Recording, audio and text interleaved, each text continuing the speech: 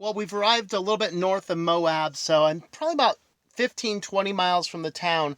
But I stopped up here because this is one of the BLM lands in the area that is free dispersed camping. Most of the BLM camping in Moab area is actually paid. There's a little bit that's free. This one here, a little bit north of town, I'm not out here alone. Most of the dispersed camping sites are taken. But it doesn't sound like it. I think everyone out might be out. But this guy here, I have complete full cell signal on everything. In fact, out my back window, I'm pretty sure that's a cell tower. So, which would explain why I have full bars on this phone that usually only works inside city centers. And my other phone looks like it's doing fine. I am going to boot up the internet systems, make sure I can work here as long as I can. I'm going to stay in this spot here for a few days without even leaving. Just get caught up on work and see some of the sites right around here. About a mile, maybe half a mile or so, there's Dinosaur tracks over this way. And there's another attraction over there as well. I forget what that is. But this is the perfect place. I'm actually going to take my bike out of the back. And we're going to go ahead and just explore with the bike. Because it's going to get me pretty close to where I need to be.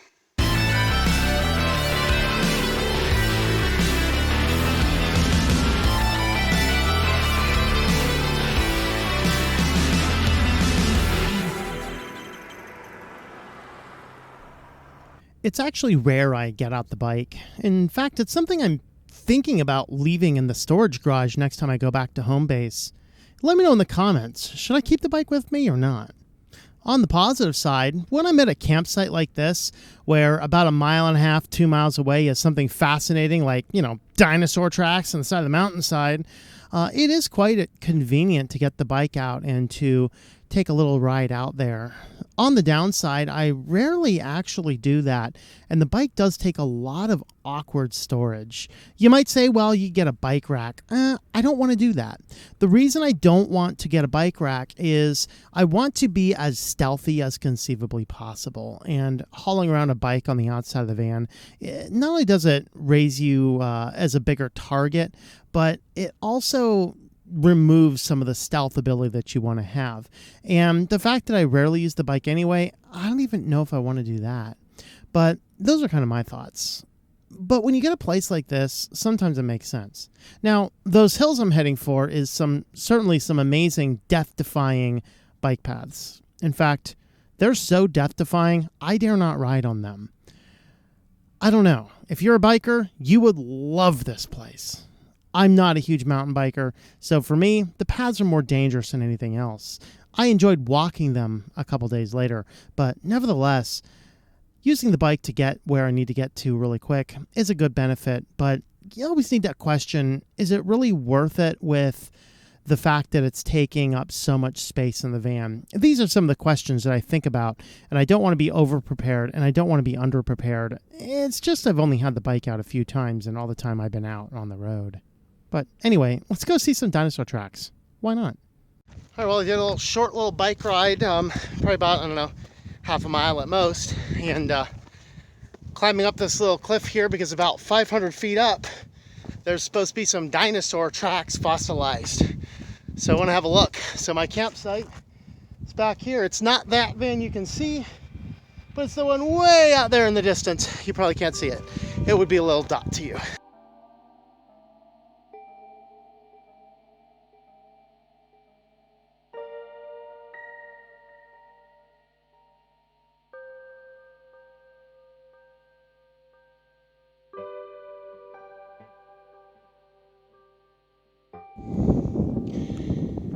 Here they are.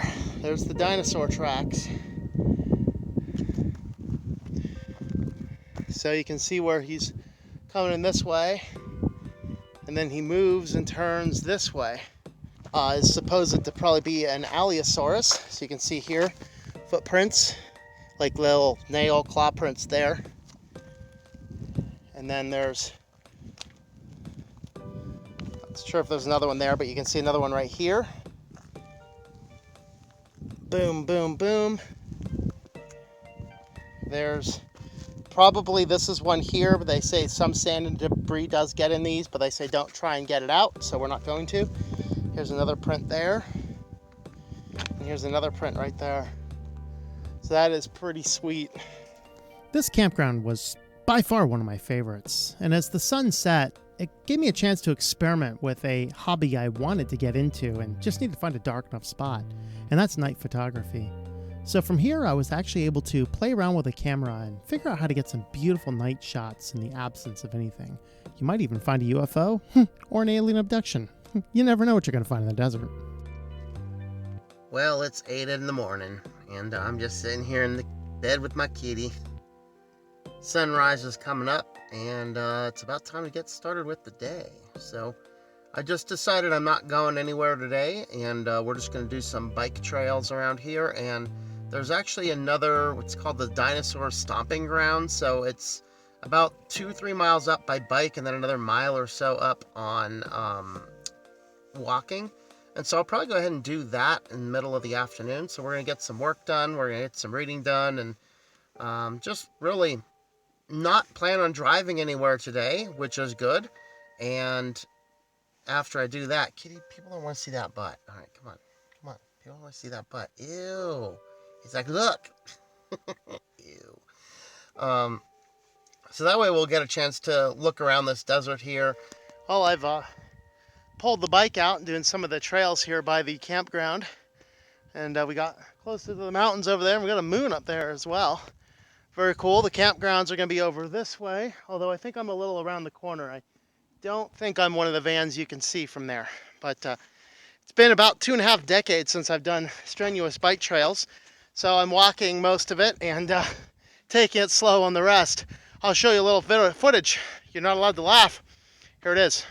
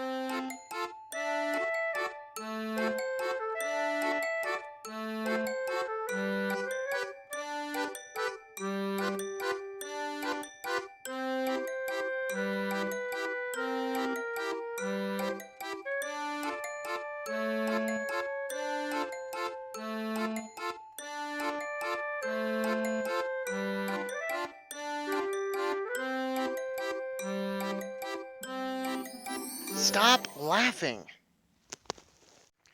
So I ditched the bike at the trailhead between the yellow and the green trails, and now I'm walking it. It's about a mile-ish, I think, up to what's called the stomping grounds.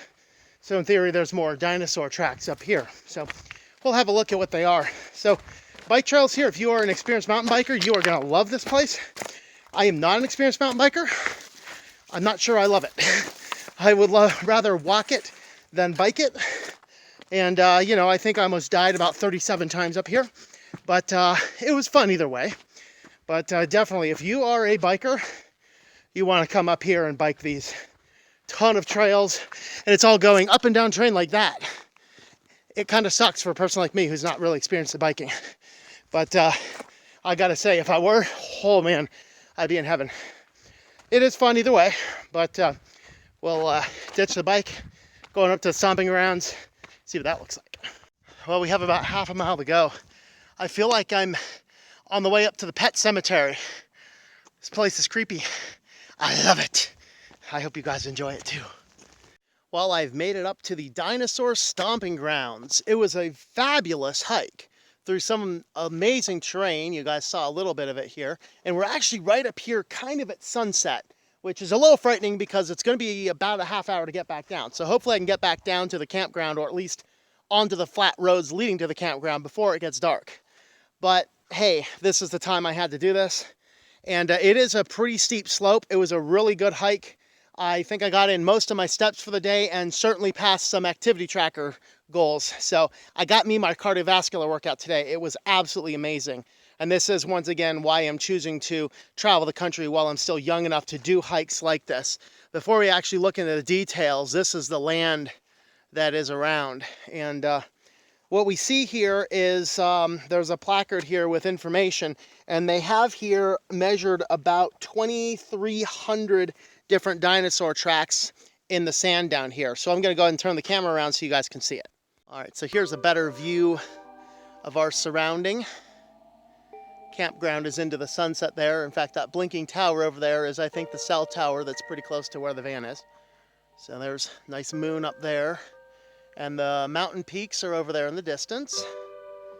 So basically where we're at right now is we're just up here, and there's just all sorts of tracks.